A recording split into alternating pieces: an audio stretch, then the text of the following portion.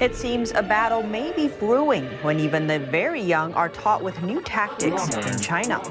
Footage of Chinese children participating in some military-themed activities is making the rounds on Chinese-language social media.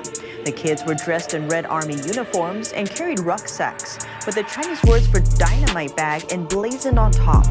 Accompanied by their parents, the kids were supposed to break through the enemy blockade. The dynamite bags may be a reference to communist soldier Dong Chunrui. He's a household name in China and one of the CCP's favorite mentions in its propaganda. Carrying a dynamite bag, Dong allegedly blew himself up during the Chinese Civil War. His aim was to destroy a blockade set up by the opposing nationalist army.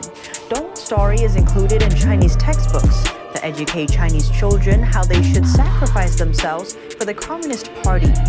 Some netizens gasp at the message the activity is trying to deliver to the kids. One wrote, while Japan, Europe, and the United States often conduct escape drills to educate children on how to escape from danger, some countries are the opposite. They make their kids carry dynamite bags and act as a human shield. Another wrote, how stupid do parents have to be to let their children carry an explosive bag look-alike? Another user posted an image of the exercise with the text, how to raise child terrorists. China will make people who support Taiwan independence criminally liable for life, a spokeswoman for China's Taiwan Affairs Office said on Friday. This was the first time that the communist regime has talked about how they would punish such people. And also for the first time, Beijing named 3 Taiwanese politicians for this category. They are the Taiwanese Premier Su Tseng-chang, Parliament Speaker Yeo Shi-kun, and former Minister Joseph Wu. Beijing said these 3 are not allowed to enter mainland China, Hong Kong, or Macau. And companies who fund them won't be allowed to profit from the mainland, such as doing business there. Taiwan's government responded, saying Taiwan is a democratic society with rule of law and it's not ruled by Beijing. Beijing didn't mention Taiwanese President Tsai Ing-wen this time, but Beijing has already labeled her a separatist many times in the past. Taiwan said Taiwan is already an independent country called the Republic of China. That's the formal name of the island. Taiwan is developing a stronger tie with European countries amid constant threats from Beijing. At a news conference on Friday, the chairman of the EU Parliament's delegation said their decision is not made based on Beijing's reactions. He said Taiwan's international integration will diffuse potential conflict with China. The more you interact with Taiwan, the further you get from a war situation. Because the more you send the signal that it will have a cost to do anything outrageous against Taiwanese democracy. It's the first official EU delegation to Taiwan. The delegation has 13 members of the EU's Committee on Foreign Interference in Democratic Processes. The EU lawmakers' visit comes after Taiwan's Foreign Minister, Joseph Wu, made a rare trip to Europe last month. Taiwan doesn't have formal diplomatic ties with any European nations except Vatican City, but it's keen to strengthen its relations with members of the European Union. Last month, the European Parliament adopted a resolution to deepen ties with Taiwan, including through investment agreements. As tensions between China and Taiwan are rising, footage of what are alleged to be weapon-carrying trucks entering the Chinese city of Fuzhou have flooded the Chinese internet. Netizens are again speculating about a potential invasion of Taiwan, as the city is the capital of a Chinese province right across the Taiwan Strait. Similar videos of military trucks appearing in other Chinese cities have been making the rounds on the internet as well. However, some China observers say that the Chinese regime isn't serious about invading Taiwan immediately, but is instead pumping up a sense of impending war with Taiwan and putting on a show for the Chinese people to watch. Political commentator Bi Xian told Radio Free Asia that if there was going to be a war, basically it would be under martial law. While the CCP now is trying to give public morale a boost and show we haven't given up on annexing Taiwan. Whether these trucks are targeting Taiwan or not, their journeys haven't seen smooth sailing. Online video shows that one of the trucks collided with another truck carrying pigs. The accident caused quite a scene on the highway. When China is stuck in an energy crisis, some of the biggest help seems to be coming from an American company. Natural gas company Venture Global signed a record-breaking liquefied natural gas deal with China. The company will provide over 80 million tons of gas to China's Sinopec. The landmark deal will last 20 years and is worth over $30 billion. It's the largest ever deal of its kind, and it makes the company the top American liquefied natural gas exporter to China. Venture Global will source the gas from its plant in Louisiana. The CEO told CNBC the deal was attractive because he took about 30% off the cost compared with American producers and more than 50% compared to international projects. He says the company is focused on giving customers the lowest prices. The gas is likely to aid China's energy crisis. Based on this deal, China Affairs analyst Tang Jingyuan questioned if Beijing is really preparing to attack Taiwan. He said if Beijing attacks Taiwan, the U.S. would very likely come to Taiwan's defense. And in a war, the U.S. would cut off energy deliveries to the enemy country. And so the new massive gas deal would turn to ash. How would Beijing deal with its energy crisis then?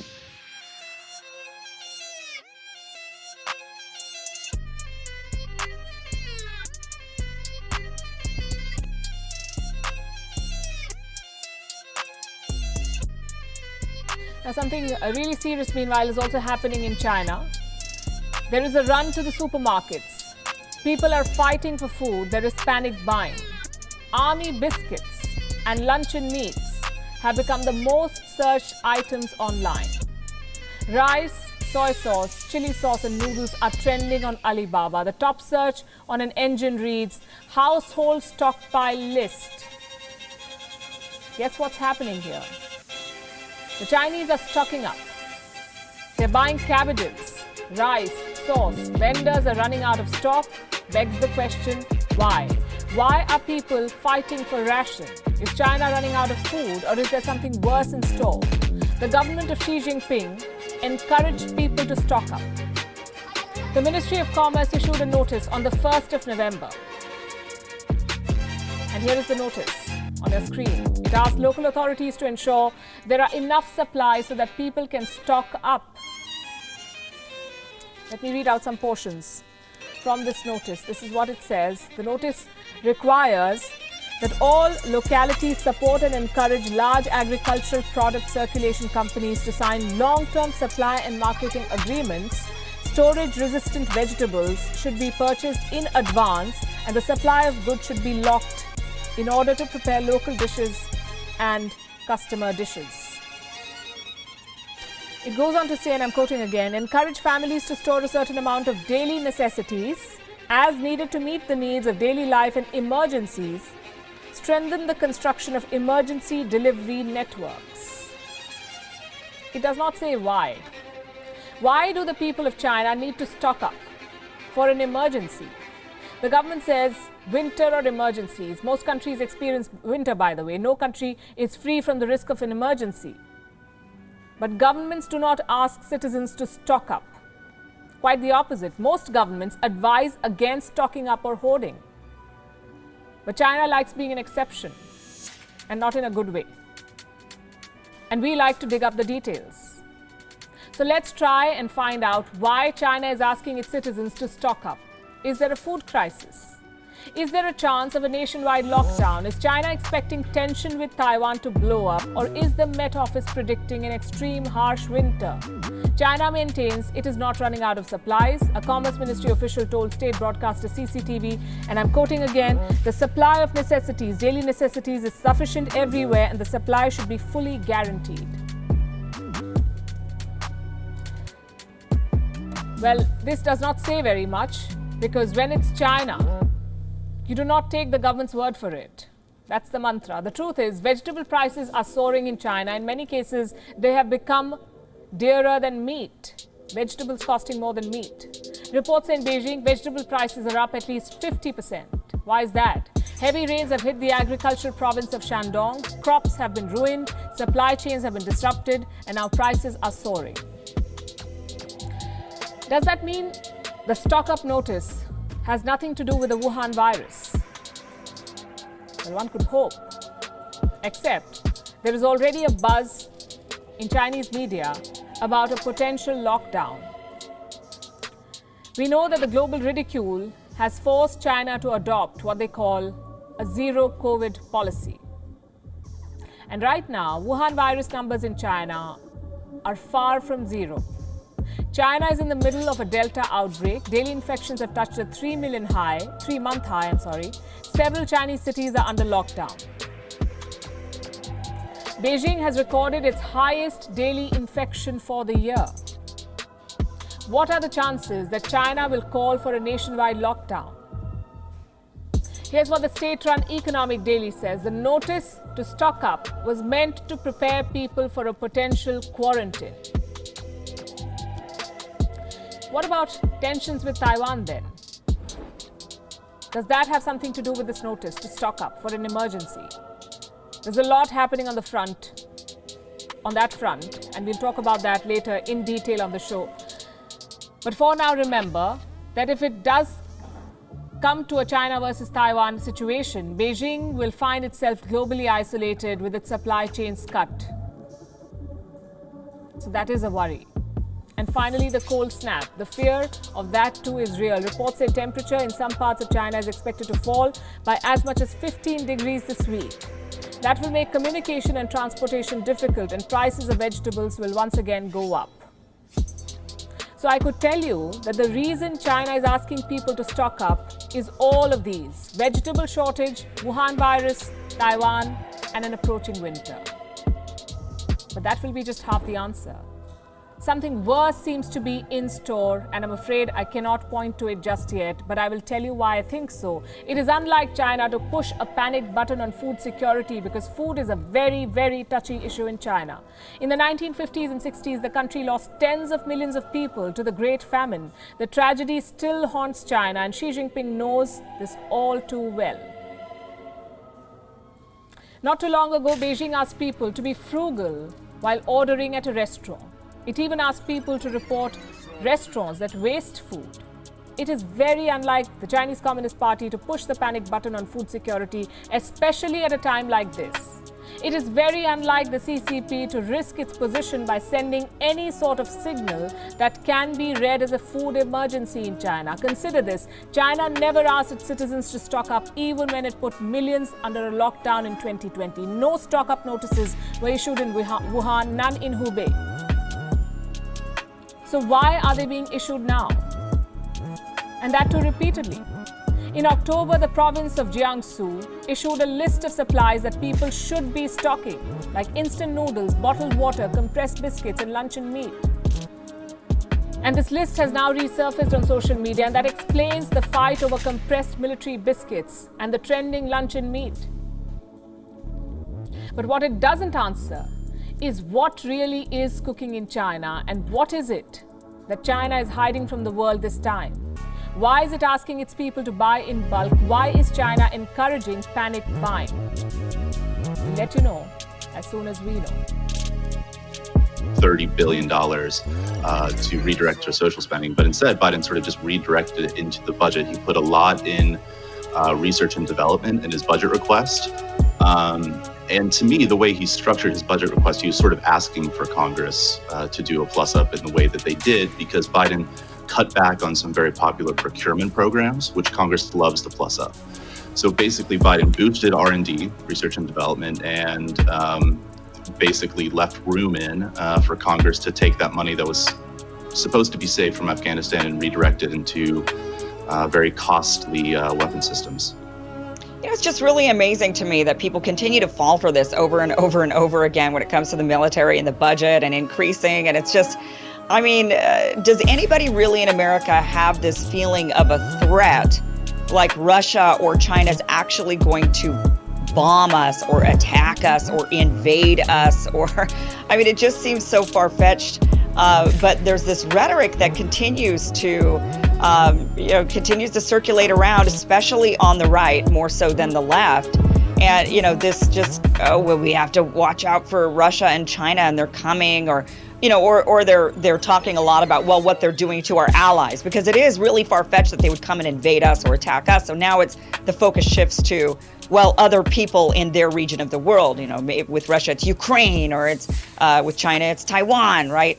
And so we continue to raise the budget, continue to spend this money, continue to buy into this. Meanwhile, we're cutting back programs and cutting back money for the American people, while China's out there building these amazing trains. We talk about we wanted to have climate, reduce our carbon footprint. And then what, China unveils some train that they just worked on that, is it a fully electric or it's some green train, and we can't even pass an infrastructure package.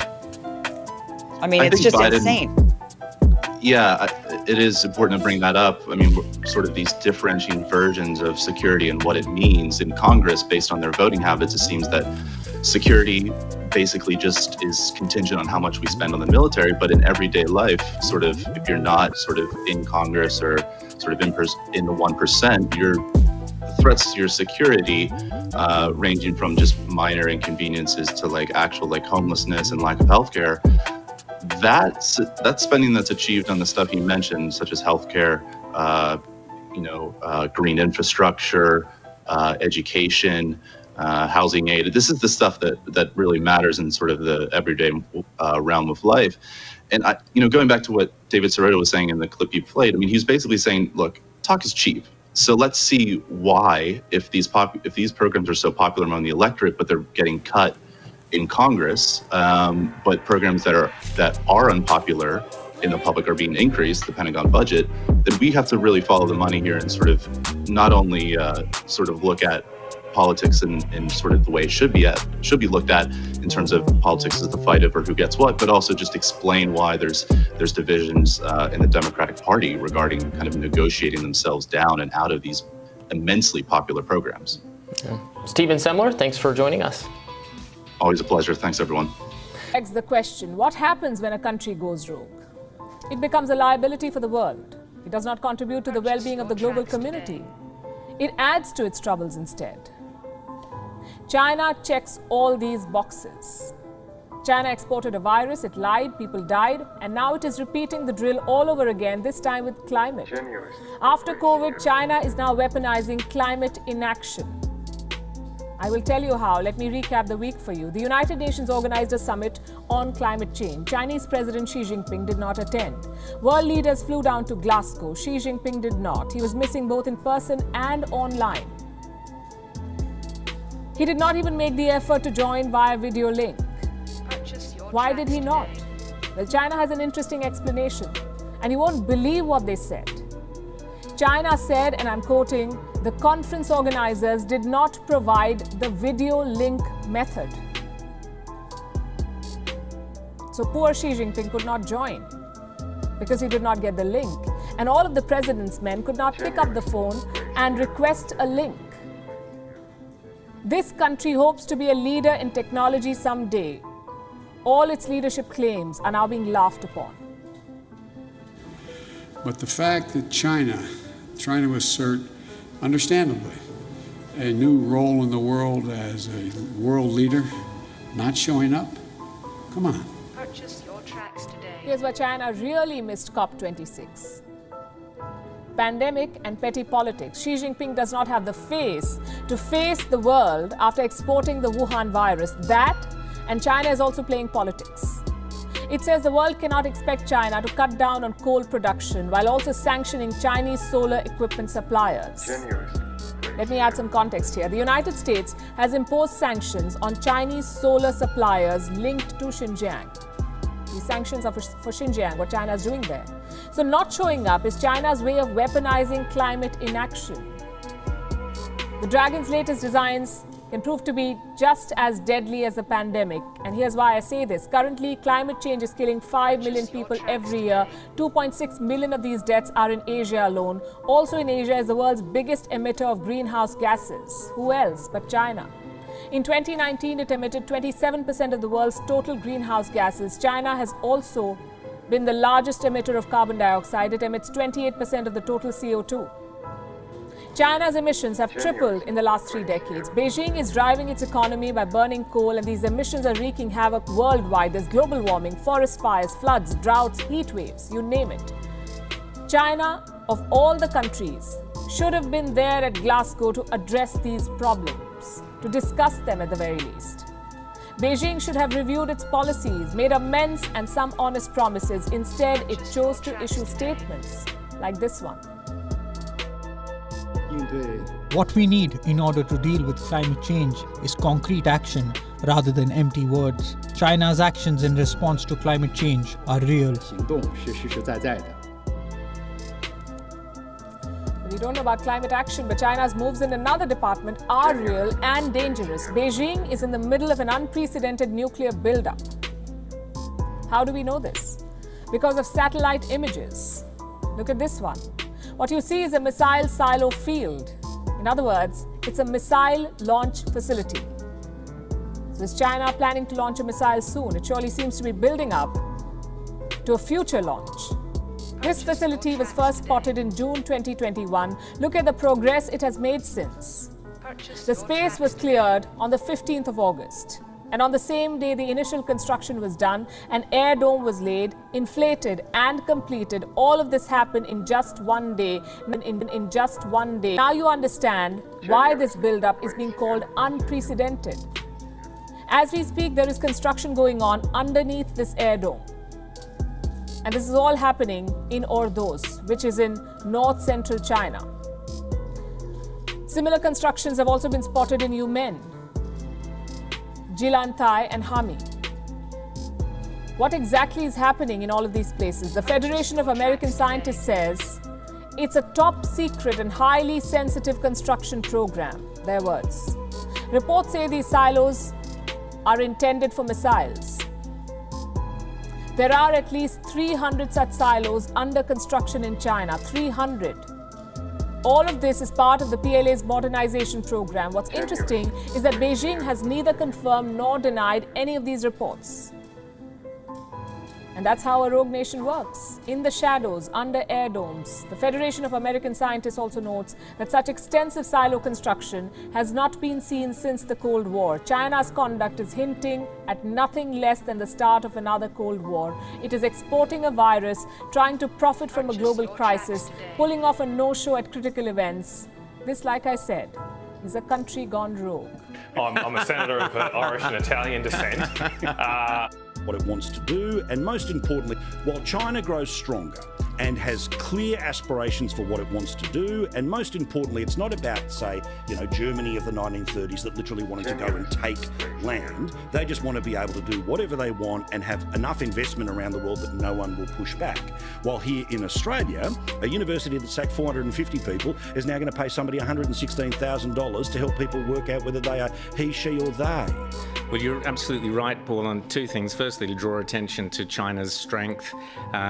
Jim Molan recently came out and said, the Americans, even if we think the Americans will be by our side, they're actually not strong enough any longer to, in the recent war games against China, or war games which America participated in, they didn't do so well. So we have to start taking seriously the threat of China. We have to do that as a nation. I think we should be looking at things like conscription, which would certainly drag a few of those confused kiddies out of the universities and maybe stick them into some decent bit of hard work, and they might change some of their ideas. But on your gender expert there, what an absolute joke, but it's worse than a joke, because $110,000, that money comes from the taxpayer ultimately. And here you have someone who's it's against the law to question someone's decision to change their identity. So what are they supposed to do? If someone comes in and says, I think I might be a girl or a boy instead of whatever I am, they have to go, yep, you are.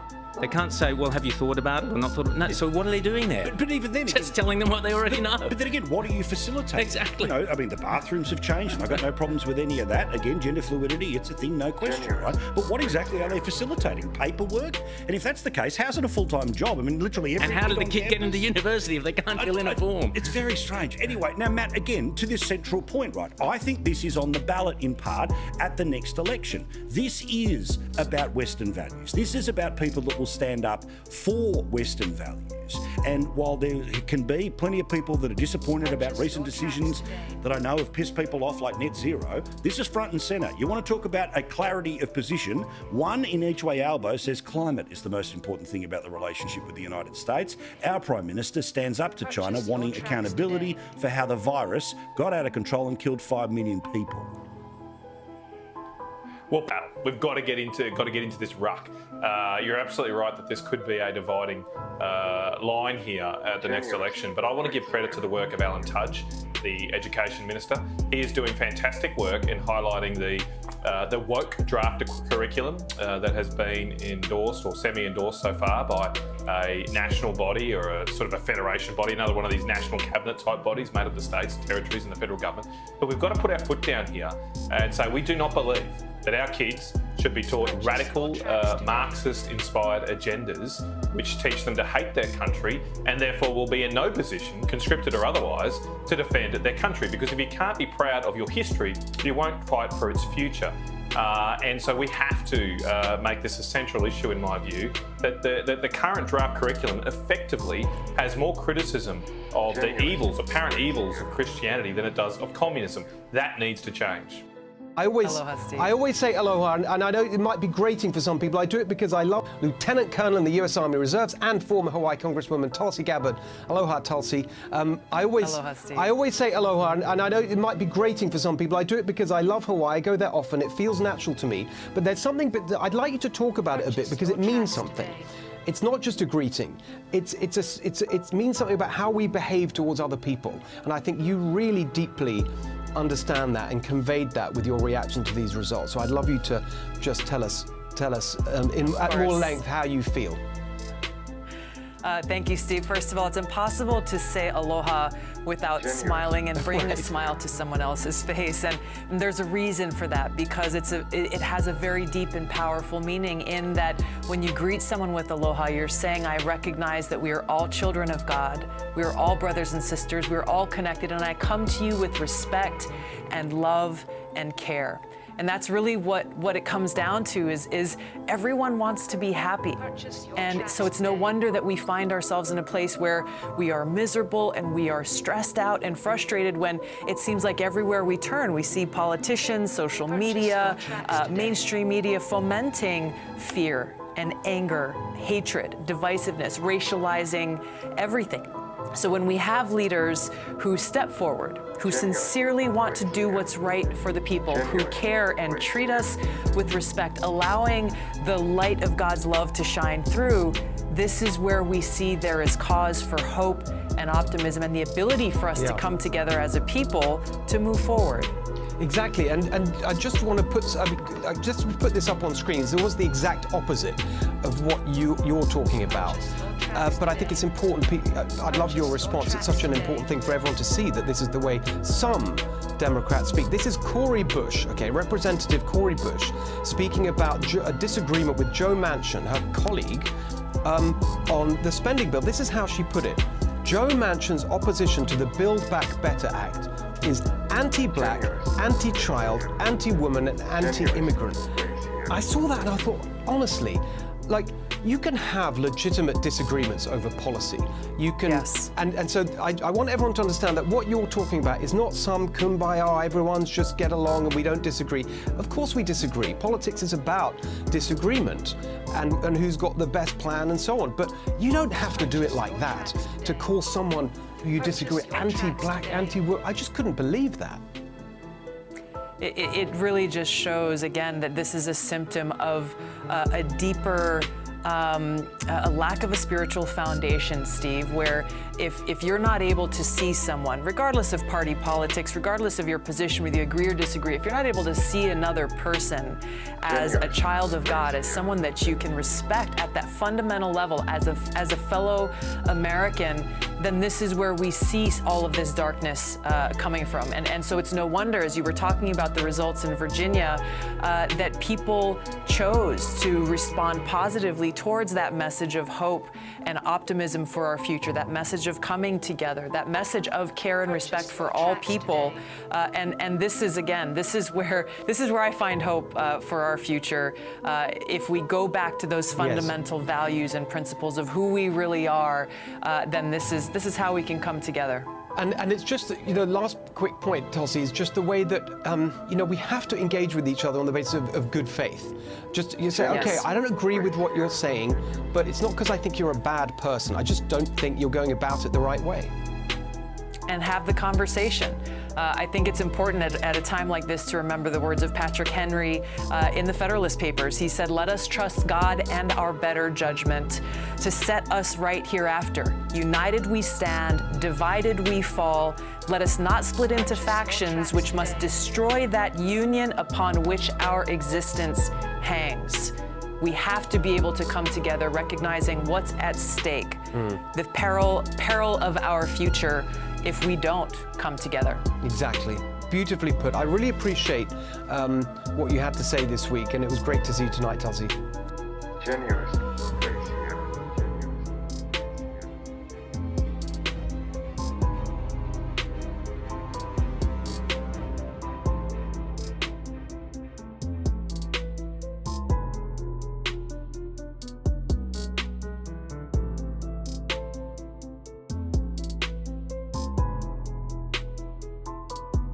Purchase your tracks today.